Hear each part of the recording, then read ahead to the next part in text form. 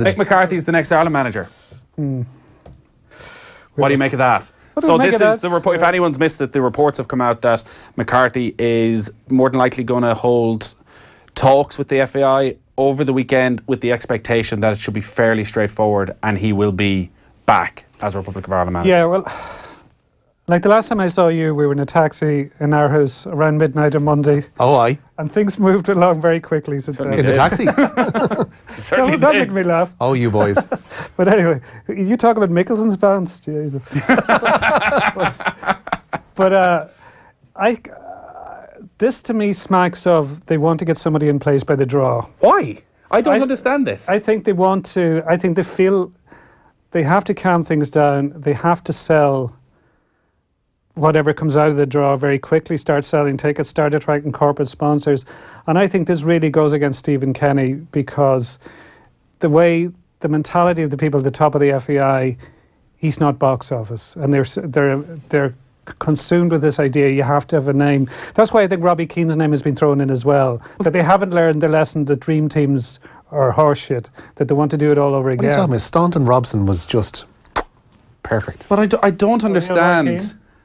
This feeds into the conversation with Kilban last night, and Kev was talking about the respect that Mick McCarthy would instantly have more respect than Stephen Kenny would. Now, not to say that Stephen Kenny couldn't go on and earn it from the players, but that initial bounce you want, Mick McCarthy is more likely to get it. And you're saying he's more box office.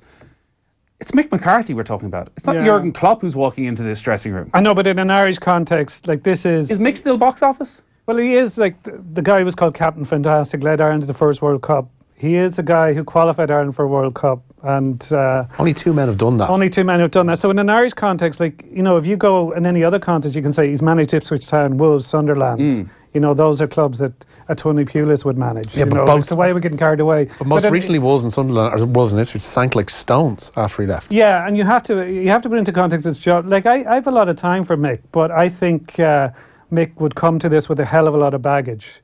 And people forget very easily how fraught things were for a lot of his time in charge. Like there's an interesting... There was definitely one incident that stands out in my mind. But even long before that, like the one thing about it, going through his whole 6 years, he was haunted by Roy Keane. Like his very first game against Russia, Roy Keane was sent off. Then the friendlies at the end of that season, he went missing and he turned up at a rained-off cricket match, and he was supposedly his captain. Then... he was at the end of that first campaign or the second campaign, he did his cruise ship. That, you know, they probably qualified if he hadn't done the cruise ship. Then you had all the Saipan thing, obviously, and that after Saipan, even though they did well in 2002, the two books came out and it all exploded up again. People actually forget about that summer. The summer of 2002, all the talk was Ireland could challenge for the European Championships, not just to qualify, but to win it. Because South Korea had got the World Cup semi-finals. I think Turkey got the semi-finals, hadn't they? Yeah. We should have beaten Spain. Yeah, and Greece... Kilban. Yeah, and Greece went on to win Euro 2004. So it was a time when things seemed to be opening up. So things went sour really quickly. Like his reputation soared after 2002 World Cup, and he was gone after two qualifiers then. And I think you see things with Mick. At times you've seen it in press conferences and when he does when he's on punditry duty. He brings up stuff from the past. He remembers a hell of a lot. And there's grudges. I think, you know, there's inevitably there's going to be bad times with Ireland in the next couple of years. And I think a lot of the stuff will come up again with him. The reaction we have had on our Off the Ball Twitter account has almost been overwhelmingly negative to these reports. Twitter's a negative place on it. I fully understand that. And listen, it's not a full reflection. And I felt last night that no matter who comes in, you're going to have a sellout at the Aviva Stadium for the first match, and there will be that initial bounce. I just wonder, looking at that, if people are actually going to be that excited by the thought of going back. Well, I think people, I think people do want.